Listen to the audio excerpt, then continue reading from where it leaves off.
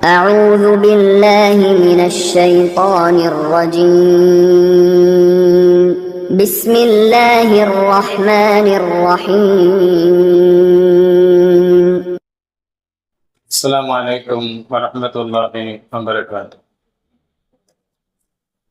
الحمد لله والصلاة والسلام على نبينا محمد رسول الله صلى الله عليه وسلم.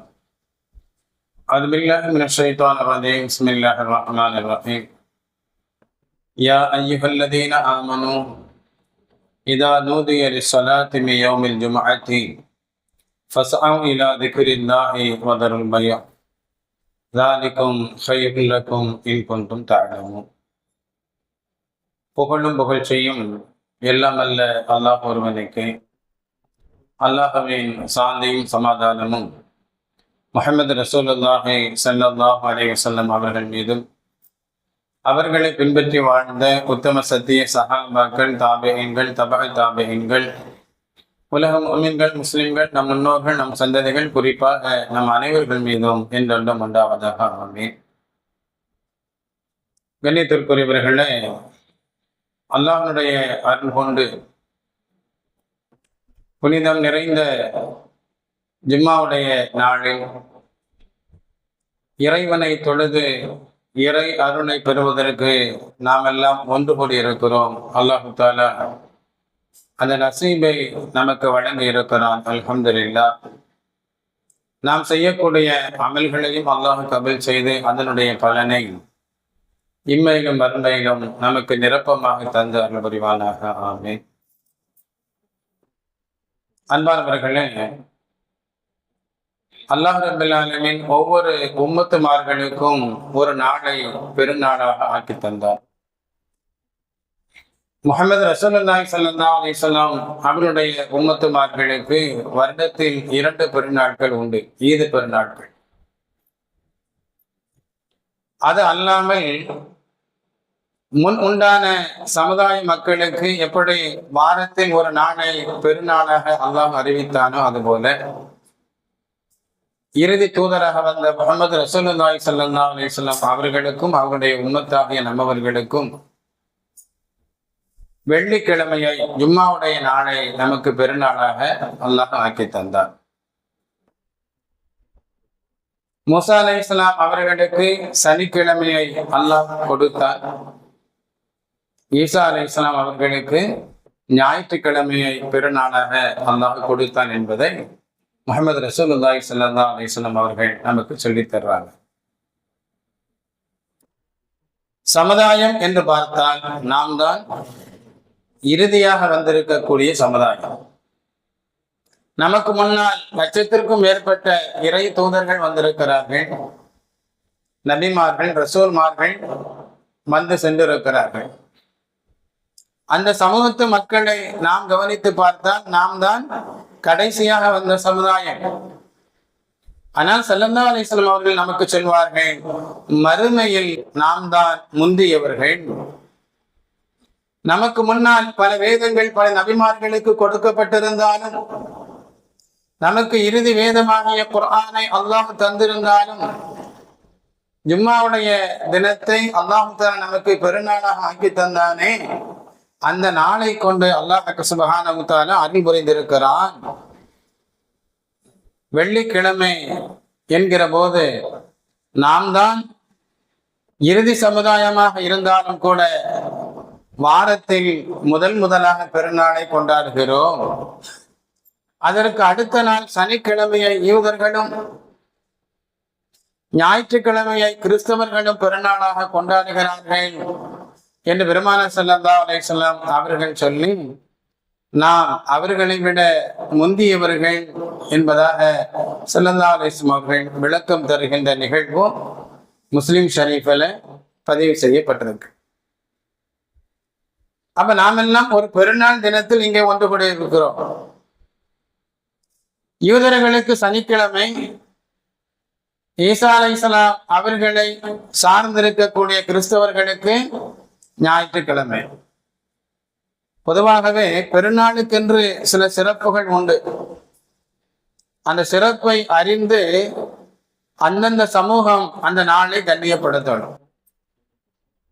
உதாரணமா அல்லாஹ் ரப்பில் ஆலமீன் நமக்கு சொல்கிறார், யா அய்யுஹல்லதீன ஆமனூ, ஈமான் கொண்ட மக்களே, இதா நூதிய லிஸ்ஸலாத்தி மின் யௌமில் ஜும்ஆ, ஜும்மாவுடைய தொழுகைக்காக பாங்கின் மூலம் நீங்கள் அழைக்கப்பட்டால், ஃபஸ்அவ் இலா திக்ரில்லாஹி வ தருல் பைஅ, இறைவனை நினைவு கூறுவதற்காக நீங்கள் வியாபாரத்தை விட்டுவிட்டு தொழுகையின் பக்கம் வாருங்கள்.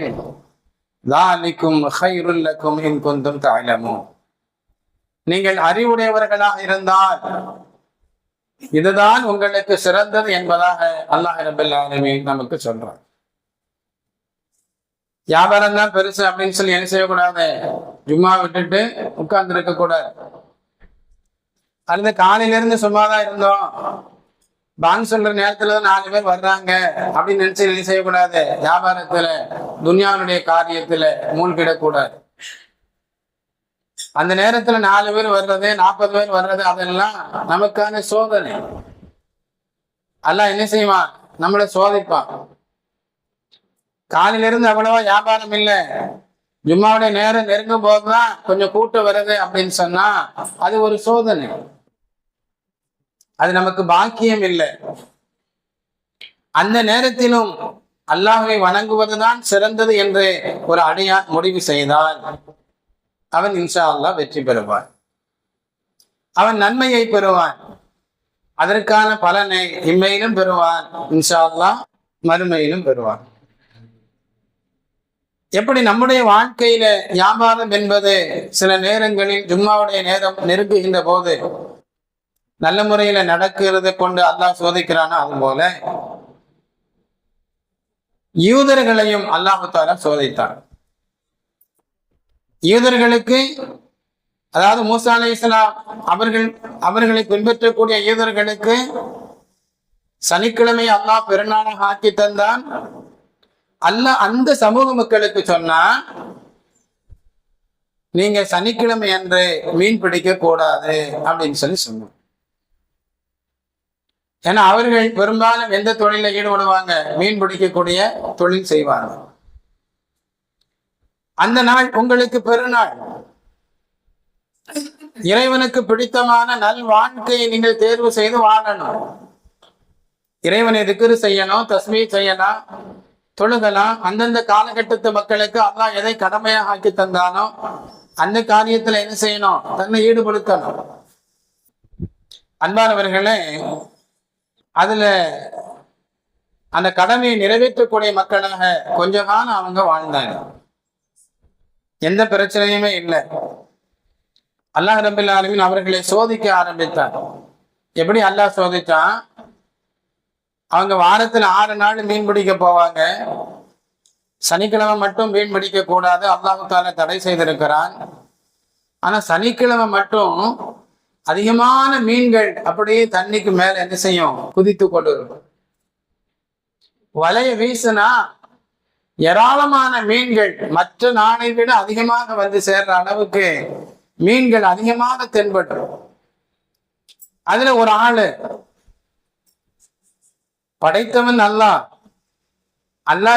அல்லாஹ்வை விட நாம பெரிய அறிவாளியா? ஆனா சைத்தான் என்ன செய்வான், அந்த எண்ணத்தை போடுவான்.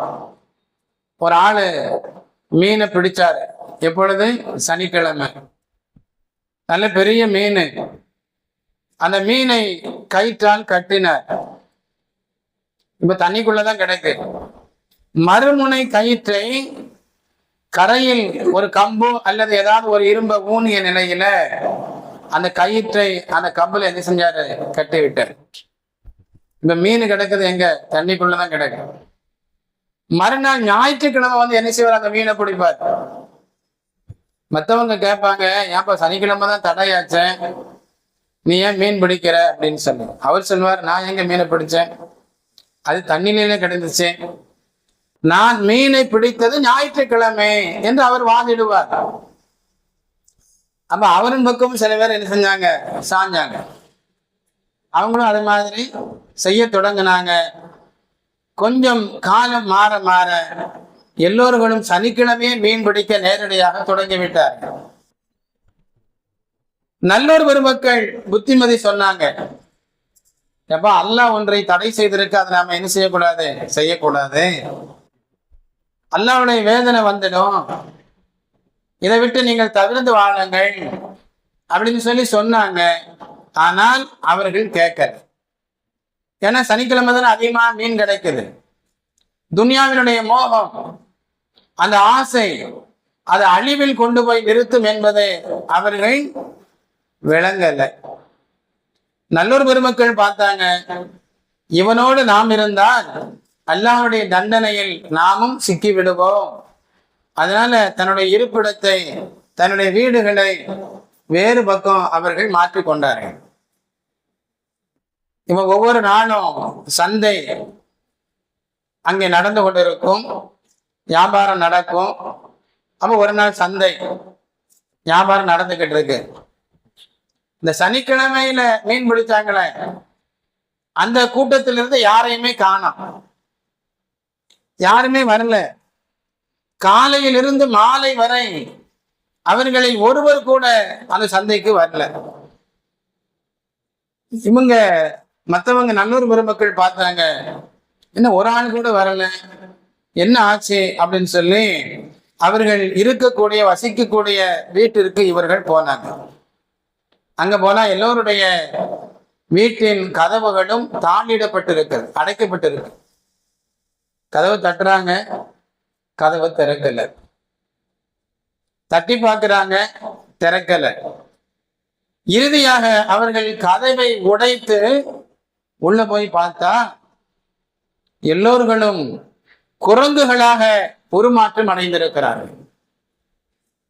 அல்லாஹ்வுக்கு சுப்ஹானஹு வ தஆலா 2வது சூராவில் 65வது வசனத்துல இந்த செய்தியை பதிவு செய்யறான். இது கதைகளோ கட்டுரைகளோ கற்பனைகளோ அல்ல. அல்லாஹ் தஆலா குர்ஆனிலே இதை பதிவு செய்கிறான். ஒரு நாளை உங்களுக்கு பெருநாளாக அறிவித்து தந்து, அந்த நாளில் நீங்கள் இப்படித்தான் நடக்க வேண்டும் என்று இறை தூதரின் மூலமாக உங்களுக்கு அறிவுறுத்திய போதும் அதை நீங்கள் மீறினீர்கள் என்றால் அதற்கான தண்டனை இதுதான் அப்படிங்கிறத அல்லாஹ் சுப்ஹானஹு வ தஆலா படிப்பினையாக பின்வரக்கூடிய மக்களுக்கு தந்திருக்கிறார். அப்ப இந்த பெருநாள் தினம், ஜும்மாவுடைய நாள் நமக்கெல்லாம், இந்த நாளில் அல்லாஹ் நமக்கு சொல்லக்கூடிய செய்தி என்ன? ஈமான் கொண்டவர்களே, ஜும்மாவுடைய தொழுகைக்காக அழைப்பு கொடுக்கப்பட்டால் இறைவனை நினைவு கூறுவதற்கு உங்களுடைய வியாபாரங்களை விட்டுவிட்டு பள்ளியின் பக்கம் மாறுங்கள். நீங்கள் அறிவுடையவர்களாக இருந்தால் உங்களுக்கு இதுதான் சிறந்தது என்று அல்லாஹ் ரப்பல் ஆலமீன் நமக்கு தெளிவுபடுத்துகிறார். இல்ல அப்படின்னு சொன்னா, இறைவனுடைய அந்த சட்டத்திற்கு முரண்பட்டு வாழ்ந்தால் அல்லாஹ் பாதுகாக்கணும். அந்த யூதர்களுக்கு நடந்த நிகழ்வை போல அல்லாஹுவால் நடத்திடுவது ரொம்ப லேசு. ஆனா முஹம்மது ரசூலுல்லாஹி ஸல்லல்லாஹு அலைஹி வஸல்லம் அவருடைய உம்மத்துக்கு அல்லாஹ் தஆலா பல சிறப்புகளை கொடுத்திருக்கிறார். அதுல ஒண்ணு என்ன அப்படின்னா, இந்த உம்மத்துமார்கள்ல யாரையும் உருமாற்றம் செய்ய வேண்டாம் அப்படிங்கிறது தான் அதனுடைய சிறப்புல ஒண்ணு. அது மட்டும் இல்லை அப்படின்னு சொன்னா அல்லாஹ் பாதுகாக்கணும். கண்ணியத்திற்குரியவர்களே, அல்லாஹ் ரப்பல் ஆலமீன் நமக்கு இந்த ஜும்மாவுடைய நாளை பெருநாளாக நமக்கு தந்திருக்கிறார். இந்த பெருநாளை நாம எப்படி கழிக்கணும்? ஜும்மாவுடைய தொழுகையை முறையா நாம தொழணும். சுத்தமா பிரசங்கத்தை யாரிடத்திலும் பேசாமல் என்ன சொல்றாங்க அப்படிங்கிறத நாம கவனிக்கணும். யாரையும் தாண்டி வராமல் கிடைக்கின்ற இடத்துல நாம உட்காரணும். முடிந்த அளவு ஜும்மாவுடைய அந்த நாளில் தொழுகைக்காக நாம முன்னாடியே நாம பள்ளிவாசலுக்கு வந்து அமரணும். முடிஞ்ச அளவு இறைவனை தொழுவது, திக்ர் செய்வது, தஸ்பீஹ் செய்வது, முஹம்மது ரசூலுல்லாஹி ஸல்லல்லாஹு அலைஹி வஸல்லம் அவர்கள் மீது அதிகமாக ஸலவாத்து சொல்லிக் கொண்டிருப்பது. நம்முடைய இம்மை மறுமையினுடைய ஹலாலான ஹாஜத்துகள் எத்தனையோ இருக்கிறது. ஒரு மனுஷன் இன்னொரு மனுஷன்ட்ட புலம்புறான், பார்க்கும் போதெல்லாம் எனக்கு துவா செய்ய, எனக்கு துவா செய்யன்னு சொல்றான். நான் இப்படி கஷ்டப்படுறேன், கஷ்டப்பட்டுட்டேன், கடன் இருக்குது, நோய் இருக்குது, என்னென்ன தேவை இருக்குது, பிள்ளைங்களுடைய நிலைமை இப்படி இருக்குது, வீட்டுல இவ்வளவு பிரச்சனை இருக்குது, புலம்புறான். ஆனால் அல்லாஹ்விடத்துல மன்றாடணுமா இல்லையா? அல்லாஹ்வுக்கு சுப்ஹானஹு வ தஆலா அதற்கான சிறந்த நாள் என்று, சிறந்த நேரம் என்று நபியின் மூலமாக ஏராளமான நேரங்களை, ஏராளமான நாட்களை, ஏராளமான இரவுகளை நமக்கு தந்திருக்கிறான். அதில் ஒன்று ஜும்மாவுடைய நாளும் ஒன்று. அதனால அன்பானவர்களை, இந்த நாள்ல நாம என்ன செய்யக்கூடாது? வீணாக்கி விடக்கூடாது. 2 ரக்காயத்து தான் நாம என்ன செய்யறோம்? ஃபர்லு தொழுகிறோம். மற்ற நாள்ல கூட நோறு தொழுக 4 ரக்காயத்து தொழணும். ஜும்மாவுடைய நாள்ல 2 ரக்காயத்து. அப்ப 2 ரக்காயத்து மீதம் உண்டான அந்த 2 ரக்காயத்து என்ன ஆச்சு? குத்துபா ஓதப்படுகிறது, அதை நாம கவனமாக கேட்கணும். அந்த நேரத்துல யாரும் பேசவும் கூடாது. யாராவது பேசி கொண்டிருந்தால் நாம அவனை போய் பேசாத, வாய் மூடு, சும்மா இரு அப்படின்னு சொல்லி நாம என்ன செய்யக்கூடாது? அவங்ககிட்ட சொல்லிக்கிட்டு இருக்கக்கூடாது. என்ன ஆகும் அப்படி சொன்னா? நாம நினைக்கிறோம் நாம நல்லதானே செய்யறோம் அப்படின்னு. குத்துபாங்கிறது ரொம்ப முக்கியமானது. அதைத்தான் நாம கேட்கணுமே தவிர, பக்கத்துல ஒருத்தன் பேசிக்கிட்டு இருந்தாலும் பேசாதன்னு என்ன செய்யக்கூடாது? சொல்லக்கூடாது. அப்படி சொன்னால் ஜும்மாவுடைய நன்மை நமக்கு கிடைக்காது. இதை ஸல்லல்லாஹு அலைஹி வஸல்லம் அவர்கள் நமக்கு சொல்லித் தருகிறார்கள். ஏன்னா பெரும்பாலும் தொழுகையில வந்து சேர்றாங்க, குத்துபாவை என்ன செய்யறாங்க? பெரும்பாலும் வந்து சேர்றதில்லை, தாமதமா வர்றாங்க. ஒண்ணு குத்துபா நடந்துகிட்டு இருக்கும், அல்லது அப்பொழுதுதான் குத்துபா ஆரம்பிக்கப்படும், அல்லது குத்துபா முடிஞ்சிடும் தொழுகையில வந்து சேருவாங்க. அவங்க நினைக்கிறது என்ன அப்படின்னு சொன்னா, இந்த யூதர்கள் எப்படி தன்னை அறிவாளியாக நினைத்து கொண்டு சில காரியம் செஞ்சாங்களோ அது போல ஜும்மா தொழுகை தானே, 2 ரக்காயத்து தானே, அந்த நேரத்துல போனா போதும், அதுவும் ருக்குவுல போகும்போது நாம போய் சேர்ந்தாலே அந்த ரக்காயத்து நமக்கு கிடைச்சிரும் அப்படின்னு சொல்லி மனுஷன் நினைச்சு தன்னைத்தானே ஏமாத்தி வாழ்கிறான். அல்லாஹ் ரப்பல் ஆலமீன் நம்மை படைத்தாளன், நம்மை படைத்தவன். இவனுடைய எண்ணங்கள், என்ன ஓட்டங்கள் எப்படி இருக்குது அப்படிங்கிறத அல்லாஹ் மிக அறிந்தவன். அன்பானவர்களே, ஒரு விஷயம் தெரியுமா? வருடத்தில் 2 ஈது பெருநாள்ல முதல்ல என்ன செய்வோம்? தொழுகையை தொழுவோம். 2வது தான் குத்துபா ஓதுவாங்க. அது மாதிரிதான் ஸல்லல்லாஹு அலைஹி வஸல்லம் அவர்கள் ஆரம்ப காலகட்டத்துல ஜும்மாவுடைய தொழுகை நடைபெற்றது, அதற்கு பின்புதான் குத்துபா ஓதப்பட்டது. இதுதான் வளமையா இருந்துச்சு. ஒரு நாள் பொழுது மதீனா நகரத்துல ஜும்மாவுடைய நாள், ஜும்மா தொழுகை நடந்துகிட்டு இருக்கு. வெளியில முஸ்லிம் அல்லாதவர்கள், வியாபாரிகள் ஒரு ஒட்டக கூட்டத்தோடு வர்றாங்க.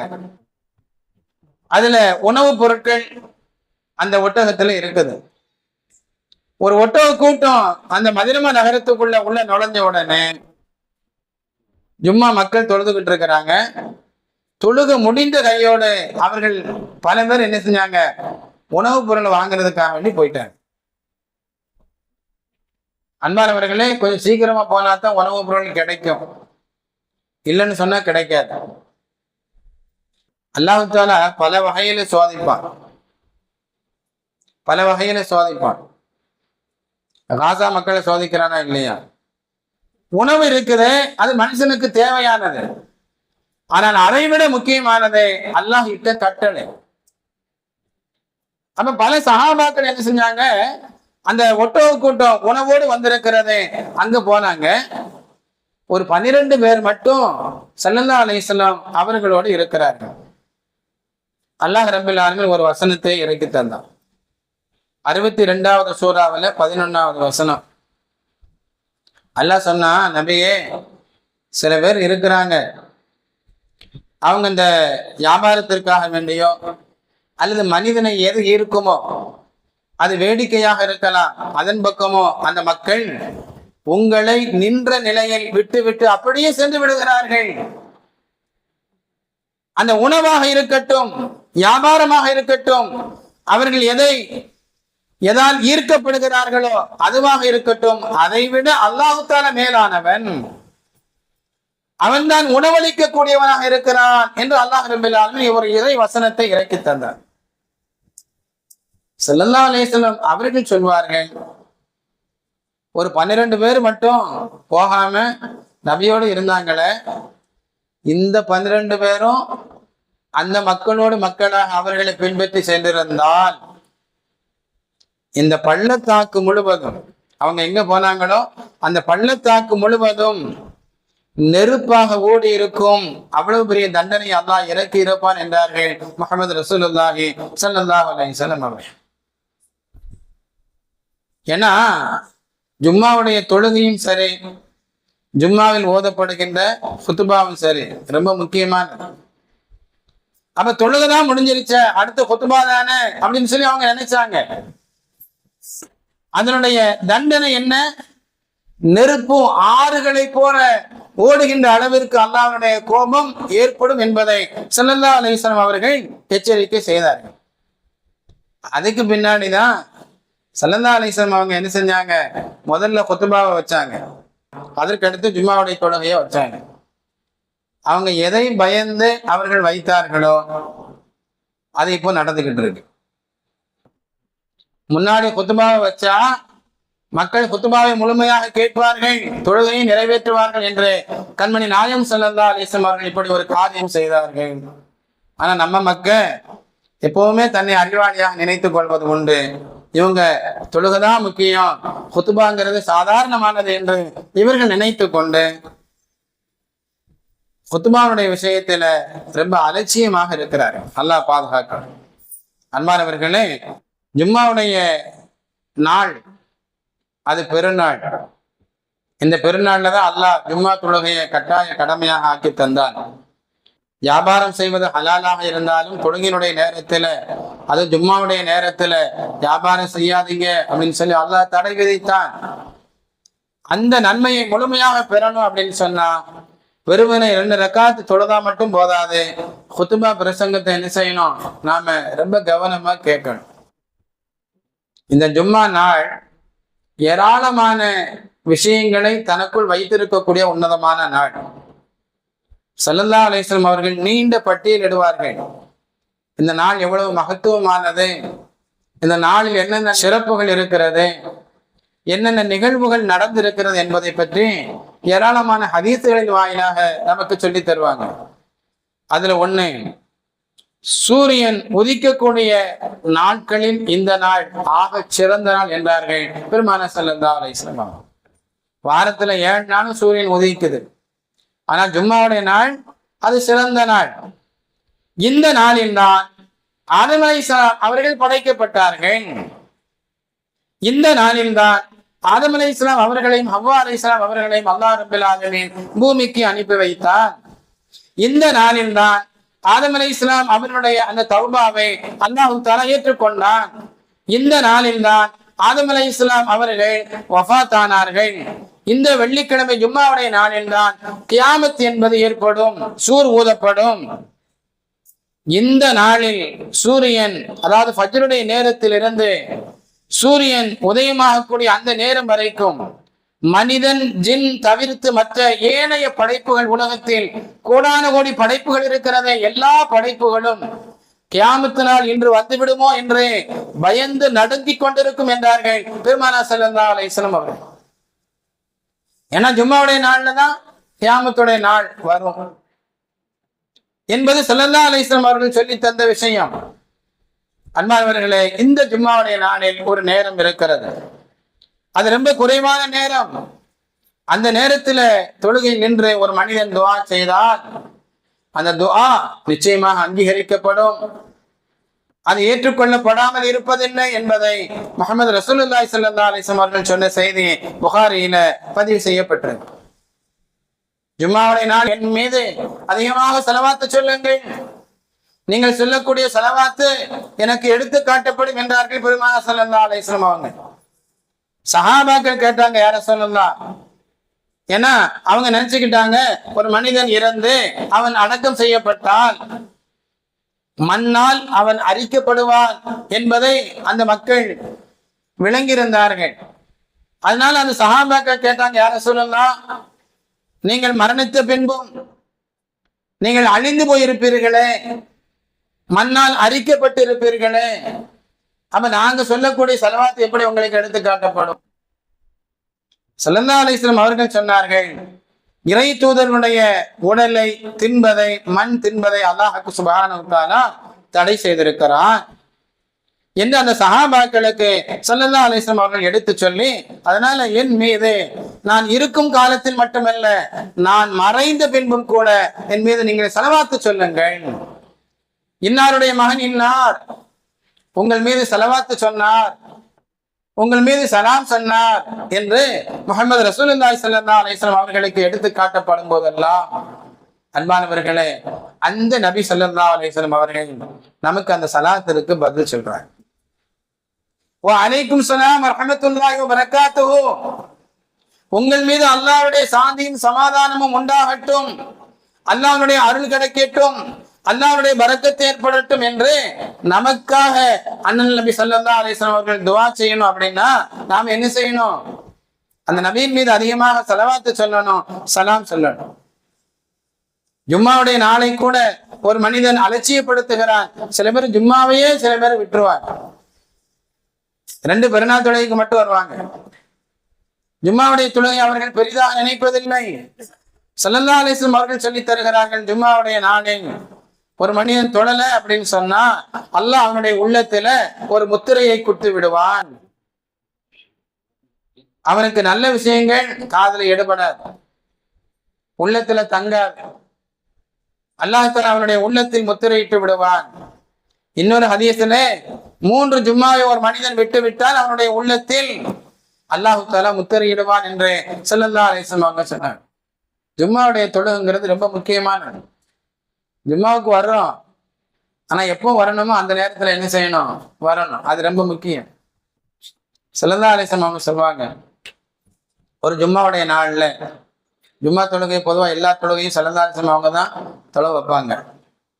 அவங்க சொல்றாங்க, ஒரு மனிதரை நீங்க ஜும்மா தொலை வைங்க அப்படின்னு சொல்லிட்டு, நான் யார் தொழாம இருக்கிறானோ, ஜும்மாவுடைய தொழுகைய தொழாம இருக்கிறானோ அவனுடைய வீட்டுக்கு போய் அவனை அந்த வீட்டோடு சேர்த்து நெருப்பிட்டு கொளுத்திட வேண்டும் என்று என்னுடைய உள்ளம் விரும்புகிறது என்றார்கள் கருணையே உருவான காத்தமு நபி ஸல்லல்லாஹு அலைஹி வஸல்லம். ஜும்மாவுடைய தொழுகையை அலட்சியப்படுத்தணும் அப்படின்னு சொன்னா இவன் இருந்தா என்ன, இல்லைன்னா என்ன அப்படிங்கிற மனோநிலைக்கு பெருமானார் ஸல்லல்லாஹு அலைஹி வஸல்லம் அவர்கள் வந்து விட்டார்கள் என்றால், இந்த ஜும்மாவுடைய தொழுகை எவ்வளவு முக்கியமானது என்பதை நாம விளங்கணும். தொழுகை எதிர்பார்த்திருப்பது ஒரு நன்மை. நேரமா போய் அங்க என்ன செய்ய போறோம் அப்படிங்கிற ஒரு எண்ணத்தை சைத்தா உள்ளத்துல போடுவோம். தொழுகை எதிர்பார்த்திருப்பது நன்மை. ஸல்லல்லாஹு அலைஹி வஸல்லம் அவர்கள் நமக்கு சொல்லி தருவார்கள், ஒரு மனிதன் ஜும்மாவுடைய நாளில் கடமையான குளிப்பை குளிப்பதை போல குளித்து விட்டு பள்ளிக்கு ஜும்மாவுடைய தொழுகை நிறைவேற்ற வருவானேயானால், ஒவ்வொரு நேரம் இருக்குது. முதல் நேரம் வந்தா அப்படின்னு சொன்னா, ஒரு ஒட்டகத்தை குர்பானி கொடுத்தால் எந்த நன்மையோ அந்த நன்மையை பெற்றுக்கொள்வான். அடுத்த நேரத்துல வந்தா அப்படின்னு சொன்னா ஒரு மாட்டை குர்பானி கொடுத்த நன்மையை பெற்றுக்கொள்வான். அடுத்த நேரத்தில் அவன் வருவானையானால் கொம்புடைய ஆட்டை குர்பானி கொடுத்த நன்மையை பெற்றுக்கொள்வான். அதற்கு அடுத்த நேரத்தில் வருவானையானால் ஒரு கோழியை குர்பானி கொடுத்த நன்மையை பெற்றுக்கொள்வான். அதற்கு அடுத்த நேரத்தில் அவன் வருவானையானால் ஒரு முட்டையை குர்பானி கொடுத்த நன்மையை பெற்றுக்கொள்வான். எல்லாம் அல்லாஹ் நல்ல எண்ணங்களையும் நல்ல செயல்பாடுகளையும் நல்ல சிந்தனைகளையும் நல் வாழ்க்கையையும் இம்மையிலும் மறுமையிலும் தந்து இறைவனுக்கும் இறை தூதருக்கும் முஹப்பான மனிதனாக வாழக்கூடிய நசீபையும் தந்து அருள் புரிவானாக. ஆமீன் ஆமீன் யா ரப்பல் ஆலமீன். அஸ்ஸலாமு அலைக்கும் வரஹ்மத்துல்லாஹி தஆலா வபரகாத்துஹு.